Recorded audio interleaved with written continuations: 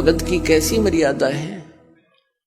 भगत और जगत का आपस में मतभेद सदा से रहा है। इसका कारण क्या है? इसका कारण यह है कि भगत की परंपरा मर्यादा जगत से भिन्न बन जाती है और जिन परंपराओं को लेकर वो पहले समाज में चल रहा था, इतने वजन को उठाकर इस भक्ति मार्ग पर प्राणी चल नहीं सकता। जैसे कोई यात्री है, यात्रा कर रहा है, वो पहले ही सोच लेता है आवश्यक वस्तुएं ही लेकर साथ चलूं, अधिक गठड़ी उठाने सफर नहीं कर पाऊंगा, उसको अंडरस्टूड होता है। तो वो ज्यादा नहीं बांधता, एक थैला छोटा सा काख में टांगा, आवश्यक वस्तु डाली और सफर पर चल पड़ता है। जो भक्त बन गया वो परमात्मा के मिलने वाले मार्ग पर चल पड़ा, और जो भक्त नहीं बना वो वही बैठा अपने घर पे, वो उस वस्तु को प्राप्त नहीं कर सकता। तो उसकी मर्यादाएं कुछ अन्य हैं, उनसे हटकर हम अपने सीमित करके इस सफर पर चल सकते। तो इसी प्रकार जगत और भगत की आपस में मतभेद बना रहता है कि ये तो ऐसे भी नहीं करते, ये त्योहार भी ना मनाते, ये तो दहेज भी ना देते, ये लेते भी को नहीं। तो इस तरह के हम नहीं कर सकते, क्योंकि हमें ज्ञान हो गया कि आज हम किसी से लेते हैं, कल देना पड़ेगा। तो क्यों सिर में दर्द करे फिर देने के लिए? जैसे आज कोई रिश्वत ले रहा है किसी से, 5,000, 10,000, 20,000 ले ली, और वो उसने देनी पड़ेगी फिर उसको आगे चल के अगले जन्मों में।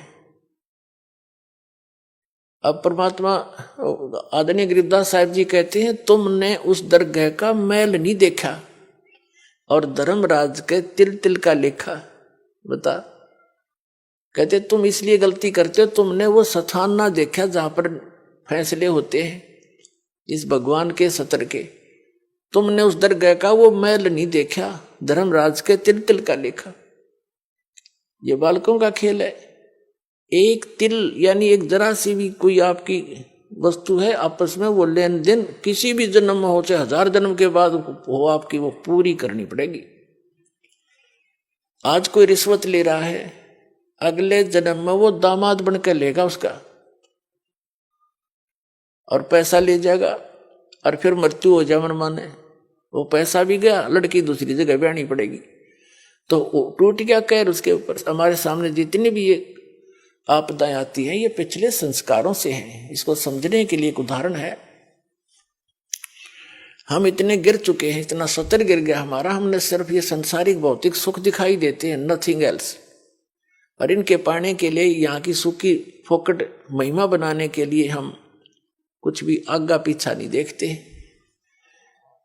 एक व्यक्ति का विवाह हुआ, एक पुत्र उत्पन्न हुआ, उसकी पत्नी की मृत्यु होगी, उसने दूसरी शादी की, 10-12 वर्ष के बाद दूसरा पुत्र हो गया, वो स्वयं भी मर गया, उसकी पत्नी भी मृत्यु को प्राप्त होगी।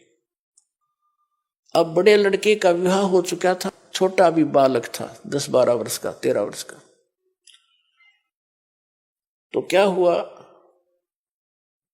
वो छोटे वाला बीमार पड़ गया। बीमार हो गया तो उन्होंने कुछ थोड़ा बहुत ट्रीटमेंट करवाया, फिर किसी ने बताया कि इसको वहां ले जाओ, हफ्ता 10 दिन वहां रखना पड़ेगा, कितने पैसे लगेंगे, 500 रुपये का खर्चा होगा। उसमें 500 रुपये आज के 5 लाख से भी ज्यादा समझ लो। तो उन्होंने विचार किया कि 500 रुपये वहां लगा देंगे, और फिर इसने ये मृत्यु को तो निकट है, ये मर जाए तो बढ़िया, सारी संपत्ति इसकी हमारे नाम आवेगी, काम आवेगी। यानी 10-15 एकड़ जमीन थी इसकी, उसके हिस्से की। उस लालच में उन्होंने केस स्कीम बनाई, एक डॉक्टर से बात करी, वैद्य से, कि वैद्य जी तू ऐसे ऐसे कर दे, ये बीमार तो है ही, किसी को पता भी नहीं चलेगा। वो भी लालच में डूब गया। 500 रुपये उसने 100 रुपये लिया, जैसे भी लिया, और उसको विष दे दिया बच्चे को, वो मर गया। मर गया तो कुछ दिन के बाद वो तो खुशी का ठिकाना नहीं, किसी को पता चला नहीं, रास्ते का रोड़ा भी निकल गया उनके सोच से। फिर बताते हैं कि उनका बच्चा लड़का हो गया 1 वर्ष के बाद। अब खुशी का ठिकाना नहीं, पाला पोसा, उसका विवाह कर दिया। 16 जल्दी विवाह कर देते थे तो 12-13 वर्ष के का, 15-16 वर्ष का जब वो लड़का हो गया, बीमार हो गया, संतान कोई थी नहीं, इतना बीमार हो गया कि अपने पुत्र को उन्होंने जहां भी जिसने बताया झाड़ फूक करने वाला या कोई वैद्य डॉक्टर, सब जगह ले गए। वो जमीन भी बेच दी, आधे से भी अधिक, और उसको कोई आराम होने का नाम नहीं। एक दिन वो उसका पिता बैठा, लड़का लेटा हुआ चारपाई पर, कति अस्थि पिंजर शेष था। तब उस लड़के ने कहा कि भाई साहब, अपने पिता की तरफ मुंह करके कहा भाई साहब। अब उसने सोचा तो कति इसकी बुद्धि भी खत्म हो ली, मुझे भाई कहने लग गया। कहा कि भाई साहब मेरी लकड़ियों की व्यवस्था कर ले और एक कफन तैयार कर ले। वो कहता है बेटा मैं तेरा बाप हूं, मैं तेरा पिता हूं, भाई नहीं हूं। बोला नहीं तो मेरा भाई है। अरे सुन ले राम कहानी, मैं तेरा वही भाई हूं जिसको तूने विष देकर मारा था। और किस लालच में कि यह संपत्ति तेरे नाम हो जाएगी। यह संपत्ति भी मेरी आली सारी तूने बेच बेच के मेरे ट्रीटमेंट पर लगा दी है। अब केवल तेरा मेरा हिसाब एक कफन और लकड़ियां का रह रहा हो, कर ले तैयार। तब उसकी वह बुद्धि के सक्रिय खुल गए। अगर सचमुच मैंने तो नाश करया, भाई मारा और संपत्ति भी गई। रोन लग गया आंखों में पानी भर के। तो वो लड़का कहने लगा भी रोन दौड़ तो कुछ ना पाखंडी, तो अपनी तैयारी पकड़े। अब उसने उस समय विवेक आया कि भाई ठीक है, जैसा इस नीच ने करया मेरे तो आगे आगी। इबोर तो संतान मेरा हो को नहीं, इकलौता पुत्र था तो मरेगा, मेरा तो वंश नष्ट हो गया। जिसा मुझे मैंने किया ठीक मिला मुझे तो।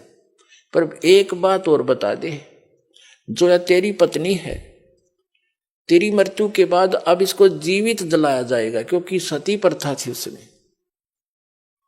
पति मर जाता था तो पत्नी से पहले तो पत्नी को जिंदा जलाया जाता था चिता में, जैसे मुर्दे को फूकते, उसको सती कहते। अब इसका क्या दोष, इसने अब इसको जिंदा जलाया जाएगा। तब उसने बताया कि वो डॉक्टर कहाँ है जिसने मुझे व्यस्त दिया था, वैद्य। उन्होंने बताया कि आपके 2-3 वर्ष के बाद उसकी मृत्यु हो गई थी। तो उस लड़के ने बताया कि ये वही है, ये डॉक्टर मेरी पत्नी। अब यो भी भोग लेगा अपने करे हुए को। तो पुण्यात्माओं, ये भले ही आपने कथा लगती हो, पर विधान है परमात्मा का। यो तुमने उस दरगाह का मैल नहीं देखा और धर्मराज के तिल तिल का लेखा, एक एक पाई पाई का हिसाब होगा वहां पर। तो इस प्रकार हमने परमात्मा पर विश्वास करके, और जो साधना दास बताता है इसको करके देखो, और फिर लाभ देखिए उस परम पिता के। आपकी किस्मत से न्यारे देने लगेगा आपने, आप सोच भी नहीं सकोगे भगवान, हम तो सुना करते भगवान ऐसा कर देता है, पर और आज हो रहे हैं हमारे साथ। आपके कई दिन में समझ में नहीं आओ यू हुआ कैसे, यू कार्य कदे सोच भी ना सकते, यू तो किसी तरह भी होने का नहीं था, और ऐसे कर देगा आसानी से, आप सोच भी नहीं सकते। और फिर आपका विश्वास और दृढ़ होगा। ऐसे